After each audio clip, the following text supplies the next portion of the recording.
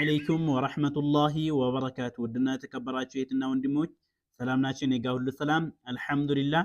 أن على كل حال ወደ ደርሳችን እንገባለን። መጀመሪያ ይቀራላችኋለሁ ከዛ በኋላ ደግሞ ወደ ማብራሪያው ይገባለሁ ኢንሻአላህ።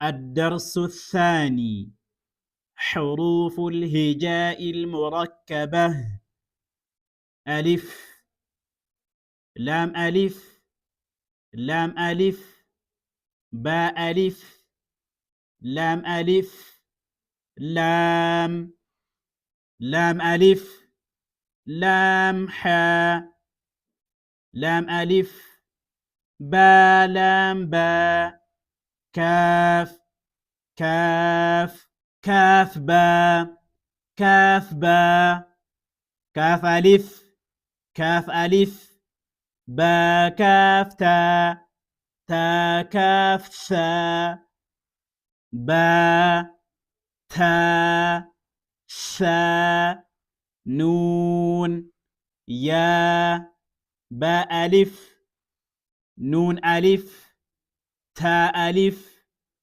يا ألف ثاء ألف باسين ياسين نون سين تاسين ثاسين ثاجيم تاحا نون خا يا حا باجيم يا ميم با ميم نون ميم تا ميم እስከዚህ ከቀራን ደግሞ ወደ ማብራሪያው ሊመልስና ወደ እስከዚህ ድረስ እንቀራለን።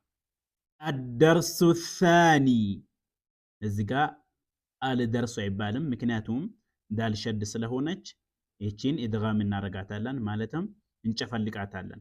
አዳ እንላለን አልዳ እንንም ማለት ነው። الدرس الثاني الدرس ደግሞ ሀምዘቱል ወስል ይባላል። ይህ ሀምዘቱል ወስል ደግሞ አይቀራም በሚቀጥልበት ጊዜ ሀምዘቱል ወስል ማለት መቀጣያ የሆነ ሀምዝ ማለት ነው። ስለዚህ ደግሞ በሚቀጥልበት ጊዜ አንቀራውም። ገባችሁ? በሚቀጥልበት ጊዜ ለምሳሌ الدرس አንድ ላይ ይሄንና ይሄን ከጨመርን አንቀራውም። ግን الدرس የሚለው ከቆምን الثاني እንላለን። ይሄን እንቀራዋለን። የዛኔ ከቆምን በዚህ ለብቻው ከቀራ ነው እንቀራዋለን። ግን አሁን አንቀራውም ማለት ነው። ምክንያቱም ከዚህ ላይ አንድ ላይ ስለጨምረው ማለት ነው። الدرس አያችሁ? الدرس ወደ ሳ እንሄዳለን ማለት ነው። ቀጥታ ለምን ሸድ ስለሆነች ይሄኛው የሸድ ምልክት ስላለው ላም አትቀራም። ይሄ ግን ሀምዘቱል ወስሉ ማንጊዜም ከዚህ ከተጨመረ ይታለፋል ማለት ነው። حروف حو ስንል ጊዜ ሐያን ማውጣት ይኖርብናል በቦታው حروف አያችሁ? حروفል ላሙን ስኩን እናደርጋለን እዚህ ጋር حروفል ላሙን እዚህ ጋር ስኩን አድርገን እንቀራታለን። ምክንያቱም ሀ ሸድ ቢሆን ኖሮ አንቀራትም። ግን ሀ ሸድ ስላልሆነ ወይም ደግሞ የቀመርያ ፊደል ስለሆነ ሀ ስለዚህ ላሙን እንቀራታለን ማለት ነው። حروفል ሂጃኢል ሙረከበህ حروفል ሂጃኢ ብለን እንቀራለን። ሂጃኢል ሙረከበህ ብለን እንቀራዋለን። ይሄኛውን ማለት ነው። መርሳት የለባችሁም። ይቺ የቆመችው አሊፍ ትባላለች። ላም አሊፍ አያችሁ? ይሄ ቦታ ላም ነው፣ ይሄ ደግሞ አሊፍ ነው። ይሄ ደግሞ ወደፊት ይመጣል ኢንሻአላህ። ለመሳቢያ ነው የምታገለግለው አሊፍ የምትባለው። ስትቀጠል ይቺ ከላም ጋር ስትቀጠል እንዲህ ነው የምትመጣው ማለት ነው።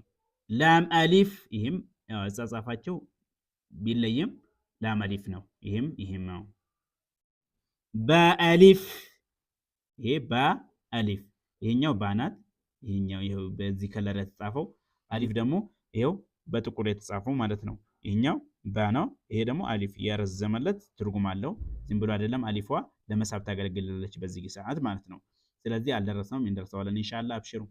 ላም አሊፍ ላም ላም አሊፍ ይሄም ከዚህ ተለየ እንጂ ያው አንድ ነው። ላም ሐ ይሄ ደግሞ አጻጻፉ በጣም ይለያል። ላም ናት እቺ ደግሞ ሐ ናት።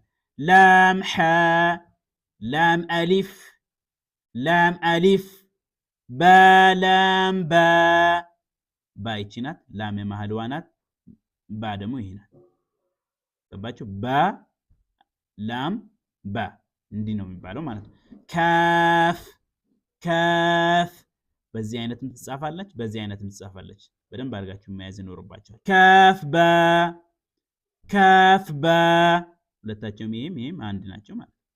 ካፍ አሊፍ ይሄ ለመሳቢያ ያገለግላል ብለናል። አሊፍ ለፈትህ መሳቢያ ያገለግላል። ስለዚህ በደንብ አድርጋችሁ ያዙ። አልደረስነውም እንደርሰዋለን ኢንሻአላህ። ካፍ አሊፍ ይሄና ይሄ ተመሳሳይ ናቸው፣ አንድ ናቸው። በካፍ ታ ካፍ ሳ ባ እቺ ባ ረጅም አይደለችም። እንዲህ ቢኖራት ኖሮ አሊፍ ነበር፣ ግን ይሄ ስላሌላት ባ ነው ብቻ ምንላት፣ በአሊፍ አንላትም ማለት ነው።